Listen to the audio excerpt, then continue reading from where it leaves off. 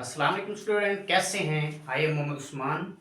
तो स्टूडेंट, आज हमारी जो डिस्कशन होगी वो चैप्टर 4 जो एक्सरसाइज 4.3 है और उसके ऊपर हमारी डिस्कशन होगी।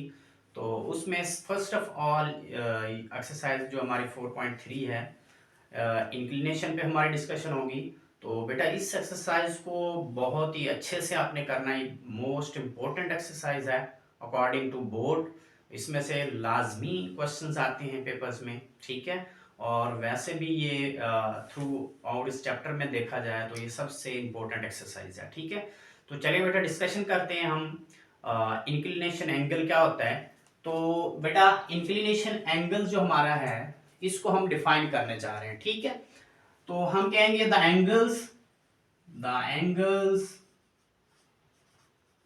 Angle alpha alpha greater than 0 और alpha less than 180 degree measured from measured anti-clockwise, sorry beta, measured anti-clockwise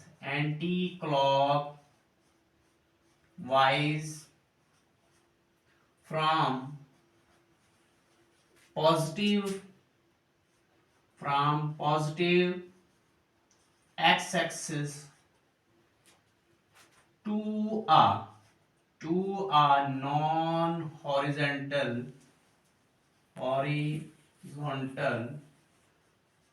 line L is called inclination angle,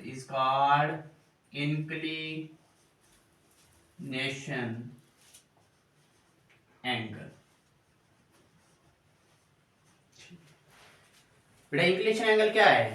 हमने कहा the angle alpha greater than 0 alpha less than 180 degree measured anti-clockwise from positive x-axis to a non-horizontal line L is called inclination angle। अब बेटा इसमें हमारे पास जो non horizontal line क्या है, ठीक है। तो ये ऐसी लाइन को बोलते हैं जो हॉरिजेंटल भी नहीं होगी और जो वर्टिकल भी नहीं होगी। तो ऐसी लाइन को हम क्या बोलते हैं? Non horizontal line. जैसे अगर मैं इसका ग्राफ बनाऊं तो बेटा यहाँ देखो हमारे पास ये एक्स वाई प्लेन होगी, ठीक है, जिसको मैं इसको वाई एक्सिस कहता हूं, इसको एक्स एक्सिस कहता हूं, ठीक है। अब जो नॉन हॉरिजेंटल लाइन क्या होगी वो हमारे पास यहां हो सकती है बेटा। अगर सपोज कर लूं तो ये मेरे पास एक लाइन है एल, ठीक है। अब ये ऐसी लाइन है, इस लाइन ये ना पैरेलल एक्स एक्सिस पे है और ना ही ये पैरेलल वाई के अलोंग है, ठीक है। तो इसका मतलब ये non horizontal and non vertical line है, ठीक है। अब इसमें यहां पे जो एंगल बनेगा with x axis mean X axis के साथ, ठीक है। तो ऐसे एंगल को हम इंक्लिनेशन बोलते हैं। मीन एक्सिस का मतलब क्या है? जो जमीन के साथ एंगल बनेगा। जैसे कि एक्स एक्सिस जो है ये जमीन के ऊपर है, सपोज कर लो कि ये अर्थ के ऊपर है। तो अब इसके साथ जो हमारा एंगल बनेगा यहां से इतना, या इसको सपोज कर लो मैं लेट कर लेता हूं, ये अल्फा है, ठीक है। तो ये अल्फा हमारा क्या कहलाएगा? Inclination angle. एक और बात बेटा याद रखनी, इंक्लिनेशन एंगल हमेशा एंटी क्लॉकवाइज होगा। क्या होगा बेटा? हमेशा एंटी क्लॉकवाइज। तो उसकी रोटेशन एंटी क्लॉकवाइज लेनी है और कहां तक लेनी है बेटा? अल्फा 0 से बड़ा होना चाहिए और 180 से लेस होना चाहिए, ठीक है। देन जो एंगल बनेगा उस एंगल को इंक्लिनेशन एंगल कहेंगे, अदरवाइज नहीं। जैसे इसकी ये हमारी रेंज है, इस रेंज में अगर अल्फा बनेगा तो उस एंगल को इंक्लिनेशन एंगल कहेंगे, ठीक हो गया। तो इसको क्या बोलते हैं बेटा? इंक्लिनेशन एंगल, ठीक हो गया। अब इसके बाद बेटा ये लाइन हम बेटा ये यहां ले रहे हैं तो मैं इसको यहां पर भी ले सकता हूं, ठीक है। मीन ये स्ट्रेट तो नहीं हो सकती, यहां पर भी लूंगा तो भी जो एंगल बनेगा उसको भी हम क्या कहेंगे? इंक्लिनेशन एंगल कहेंगे, ठीक हो गया बेटा। अब नेक्स्ट जो हमारे पास जो इंपॉर्टेंट जो हम टॉपिक को स्टार्ट कर रहे हैं तो उसमें क्या है बेटा? स्लोप और gradient of a line, mean कि एक लाइन की स्लोप कैसे फाइंड करते हैं, ठीक है, एक लाइन की स्लोप कैसे फाइंड करते हैं बेटा। असल में स्लोप क्या होता है, ठीक है, हम स्लोप को स्टीपनेस का भी नाम देते हैं, जैसे स्लोप और ग्रेडियंट हम इसको स्टीपनेस भी कहते हैं, ठीक है। तो इसकी हम डिफाइन अगर करें तो सिंपल सी डेफिनेशन है बेटा, the rise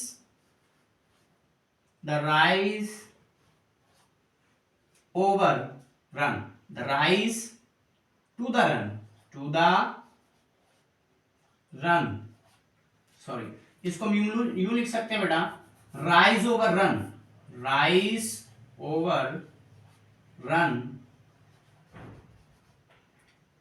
is called slope, ठीक है। the rise over run is called slope of a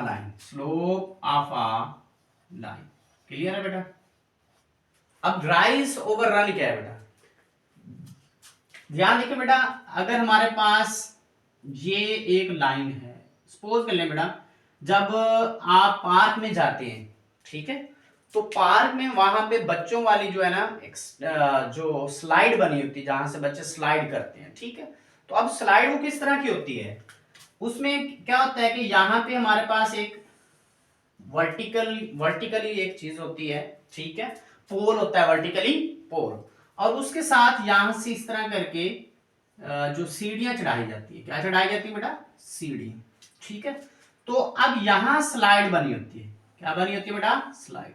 तो क्या करते हैं बच्चे यहां से राइज करते हैं, मीन यहां स्टेप बाय स्टेप ऊपर चले जाते हैं यहाँ पे, और यहां से स्लाइड बनी होती है, क्या बनी होती है, स्लाइड।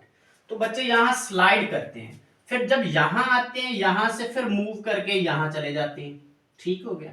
अब यहां जाते हैं तो ये हमारा क्या हो गया बेटा, रन, क्या हो गया, रन। इन अदर वर्ड ये हमारा एक्स एक्सिस है, ठीक है, इस रन को मैं क्या कह सकता हूं कि ये मेरा एक्स एक्सिस है, ठीक है। अब यहां बच्चे जाएंगे, यहां राइज करेंगे, तो जब राइज करेंगे तो ये हमारा क्या हो जाएगा, ठीक है, इसको मैं वाई कह सकता हूं बेटा, ये राइज कर रहे हैं, ठीक हो गया, ऊपर को जा रहे हैं। और अब रन क्या कर रहे थे, इधर जा रहे थे, तो इसको मैंने क्या नाम दिया, एक्स एक्सिस का। तो असल में ये वो लाइन है, जब मैं नॉन हॉरिजॉन्टल लाइन की बात कर रहा था, तो इसके साथ यहां एक एंगल बनता है, ठीक है, यहां एक एंगल बनता है, जैसे सपोज कर ले वो अल्फा है, क्या है बेटा, अल्फा। तो यहां एक एंगल बन रहा है, ये भी आपका इंक्लिनेशन एंगल होता है, क्या होता है बेटा, इंक्लिनेशन एंगल। तो rise over run is called slope, clear बेटा, अंडरस्टैंड।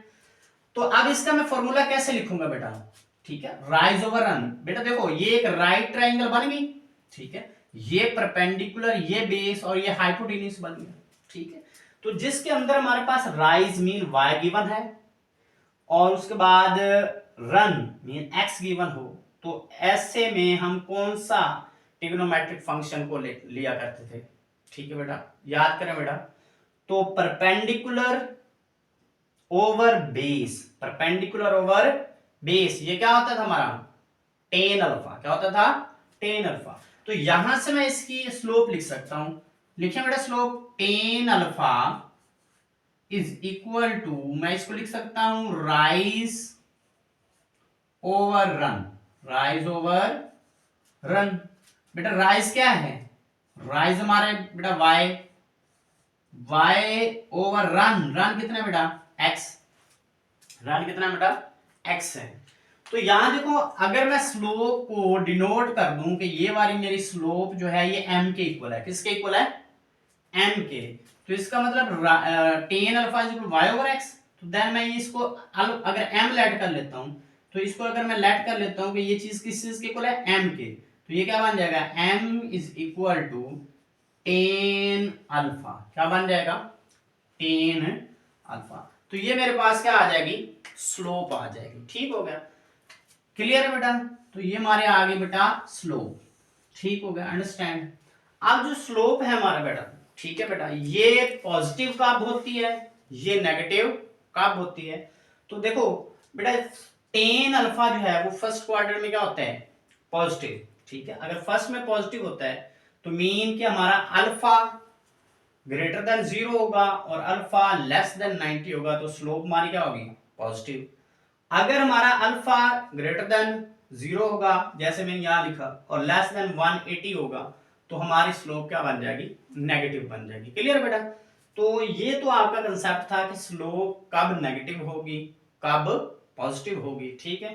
तो उसमें हमने क्या देखना है कि फर्स्ट क्वाड्रेंट में हमारा टेन जो है पॉजिटिव होता है, तो फर्स्ट क्वाड्रेंट के अंदर इसकी स्लोप पॉजिटिव होगी, और सेकंड में ये नेगेटिव होता है तो वहां पर भी इसकी स्लोप क्या होगी, नेगेटिव होगी। क्लियर बेटा? अब इसके बाद जो मोस्ट इंपोर्टेंट नेक्स्ट पॉइंट भी हमारा मोस्ट इंपोर्टेंट पॉइंट है, तो उसमें भी क्या है, slope of a straight line joining two points, कि जब हमारे पास दो पॉइंट्स गिवन होंगे तो हम स्लोप कैसे फाइंड करेंगे। क्लियर है बेटा? तो इसके लिए हम लेट कर लेते हैं। इसमें अगर मैं लेट करूं कि मेरे पास 2 पॉइंट्स हैं, ठीक है, लेट 2 पॉइंट्स, लेट 2 पॉइंट्स। अब ये पॉइंट्स क्या ले लेता हूं, points A x comma x1 y1 and दूसरा पॉइंट मैं बी ले लेता हूं और वो क्या बनेगा, x2 y2 बनेगा। क्लियर हो गया? देन दियर स्लोप, फिर इन दो पॉइंट की हम स्लोप कैसे फाइंड करेंगे, ठीक है। Then their slope, then their slope to be find as कैसे फाइंड करेंगे इसकी स्लोप हम फाइंड करने के लिए, देखो ये दो पॉइंट्स गिवन है, तो जब दो पॉइंट्स गिवन होते हैं तो ये एक लाइन सेगमेंट बनती है। क्या बनती है, लाइन। सपोज करेंगे ये मेरा पॉइंट है ए, ठीक हो गया, और ये पॉइंट मेरा क्या है, बी है, ठीक है। तो ये एक लाइन सेगमेंट है, तो इसको अगर मैं लिख दूं x1, y1 और इसको लिख दूं x2, y2। क्लियर हो गया बेटा? तो अब इस तरह से स्लोप हम कैसे फाइंड करते थे बेटा, जैसे मैंने ये कहा था, राइज जब हम लेते थे तो हमारे पास क्या आता था, ऊपर y, और रन लेते थे तो नीचे क्या आता था, x। तो इस तरह भी हमने वैसे तो हमने यही हमारे पास जो ना नॉन हॉरिजॉन्टल लाइन है, ठीक है।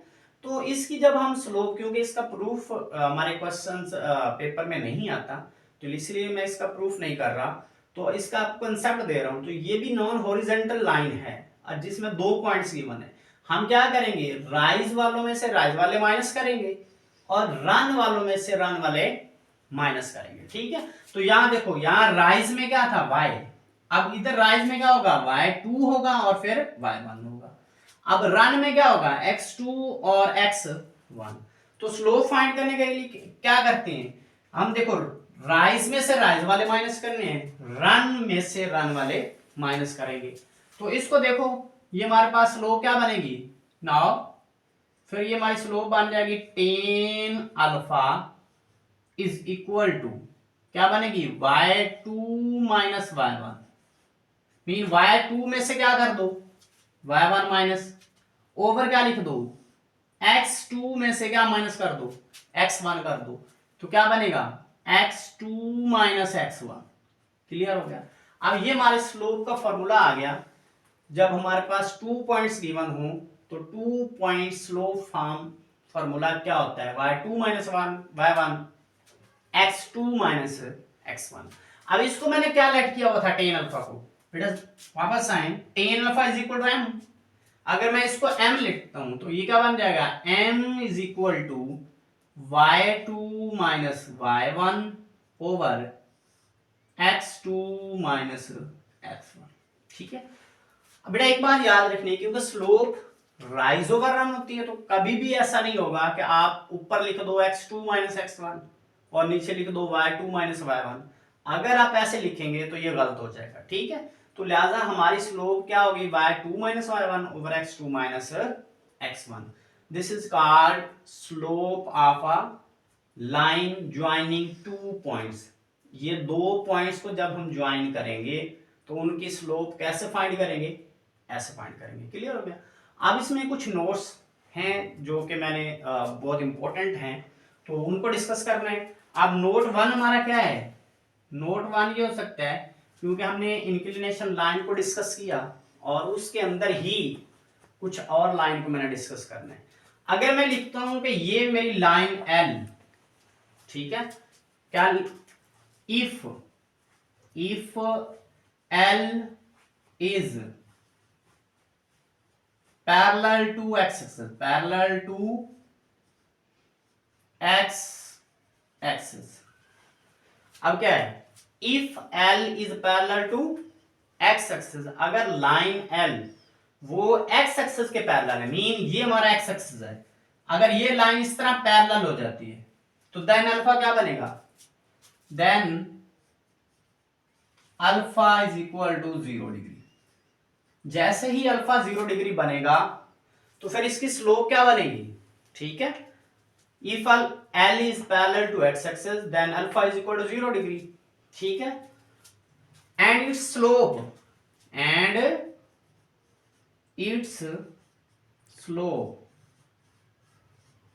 Is tan alpha is equal to 0, तो फिर इसकी स्लोप भी क्या होगी, 0 हो जाएगी। क्लियर है बेटा।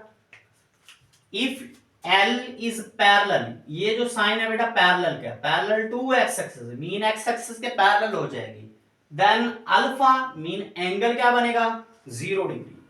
तो एंगल 0 डिग्री बनेगा तो and its slope is tan alpha equal to 0, फिर इसकी स्लोप मीन क्या हो जाएगी, 0। अब tan अल्फा मीन ये m था तो इसका मतलब मैं यूं लिख सकता हूं, this implies that m equal to 0।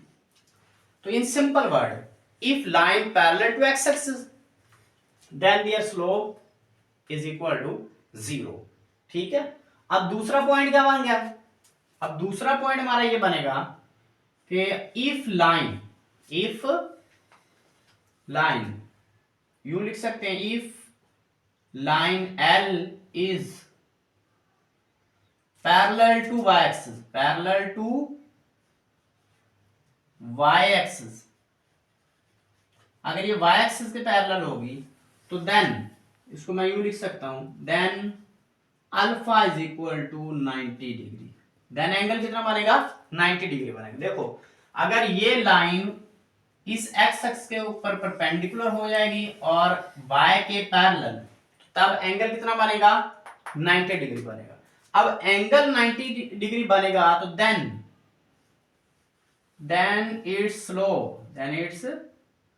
Slope, तो फिर इसकी स्लोप क्या बनेगी, then its slope m is equal to infinity, mean इसकी स्लोप अनडिफाइंड हो जाएगी, क्या हो जाएगी, अनडिफाइंड, ठीक है। सिंपल कंसेप्ट बेटा इसका ये है कि जब हमारी लाइन L x एक्सिस के पैरेलल होगी तो उसकी स्लोप क्या हो जाएगी, 0। जब हमारी लाइन L y एक्सिस के पैरेलल हो जाएगी, ठीक है, तो मीन उसकी स्लोप क्या बन जाएगी, इन्फिनिटी, ठीक है, मीन 90 डिग्री एंगल बनेगा। तो ये बात बेटा माइंड में रखनी है कि tan अल्फा जो है वो 90 डिग्री पे अनडिफाइंड वैल्यू देता है, वैल्यू नहीं देता, मीन 90 पे भी नहीं देगा, 270 पे भी नहीं देगा, तो मीन पूरे y एक्सिस के ऊपर tan अल्फा हमें वैल्यू नहीं देता, मीन अनडिफाइंड स्लोप होगी उसकी, क्या होगी, अनडिफाइंड। और x एक्सिस के ऊपर जो उसकी स्लोप होगी वो क्या होगी, 0 होगी, जब लाइन पैरेलल टू एक्सिस होगी। क्लियर बेटा, अंडरस्टैंड। अब जो हमारा थर्ड पॉइंट है, वो हमारा थर्ड पॉइंट ये है कि ऊपर से हमने स्लोप अभी फाइंड की है, ठीक है। अब उसके लिए मैंने क्या किया, मैंने कहा हमारी slope m y2 minus y1 x2 minus x1 इस चीज के इक्वल होगी, ठीक है। तो ये नहीं है, हम मैं यूं नहीं लिख सकता कि y1 minus y2 over x2 minus x1 तो does not equal to m, तो बेटा ये स्लोप नहीं हो सकती, ठीक है, ये स्लोप नहीं हो सकती।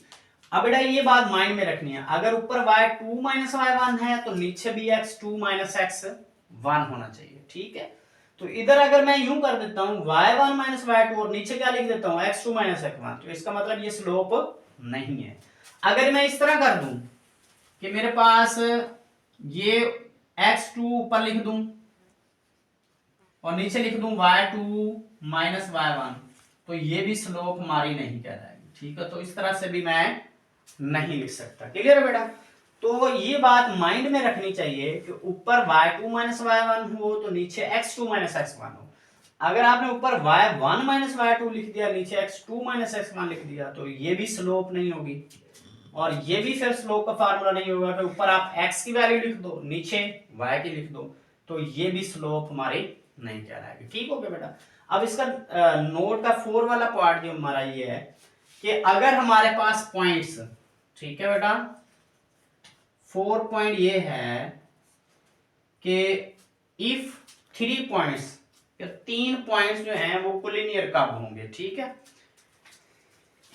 इस तरह मैं लिख सकता हूं, if slope of A B is equal to slope of B C. अगर हमारे पास slope of A B equal to slope of B C आ जाए तो then points A B and C are called collinear. उनको हम क्या कहेंगे बेटा? कोलिनियर पॉइंट कहेंगे। क्लियर है? कोलिनियर पॉइंट कौन से होते हैं? जो एक ही लाइन के ऊपर लाई करें, जो एक ही लाइन के ऊपर। जैसे मैं एक लाइन ड्रा कर दूं, ये सपोज करो मेरे पास एक लाइन है, तो यहां एक पॉइंट लाई कर रहा है, दूसरा पॉइंट सी यहां, बी यहां लाई कर रहा है और तीसरा पॉइंट सी यहां लाई कर रहा है। तो ये तीनों पॉइंट एक ही लाइन के ऊपर लाई कर रहे हैं, तो मस्ट होगा कि इसकी स्लोप ए बी की स्लोप और इक्वल होगी बी सी की स्लोप के। अगर तो ये इक्वल हो जाती हैं तो देन ये तीनों पॉइंट जो हैं ये क्या कहलाएंगे? कोलिनियर कहलाएंगे। अगर ये तीनों इक्वल नहीं होते, ठीक है, तीनों इक्वल नहीं होते, मीन स्लोप इनकी इक्वल नहीं होती, देन ये क्या कहलाएंगे? Non collinear point. फिर ये एक लाइन के ऊपर लाई नहीं करेंगे। अब non collinear point different line के ऊपर क्या करते हैं? लाई करते हैं। ठीक है बेटा? तो इसको आपने बेटा अच्छे से देखना है। ये नोट्स जो है इंपॉर्टेंट हैं फॉर एमसीक्यूज के लिए, तो इसमें से एमसीक्यूज लाजमी पूछा जाता है। ठीक है बेटा? इनको आप अच्छे से रीड आउट करेंगे। क्लियर है बेटा? नेक्स्ट जो हमारा है टॉपिक, वो इसके थ्योरम्स हैं कुछ लाइंस के, उनको हमने डिस्कस करना है, तो वो इंशाल्लाह नेक्स्ट वीडियो में डिस्कस करेंगे। ठीक है, आज के लिए इतना ही काफी है। अल्लाह हाफिज। एंड चीज का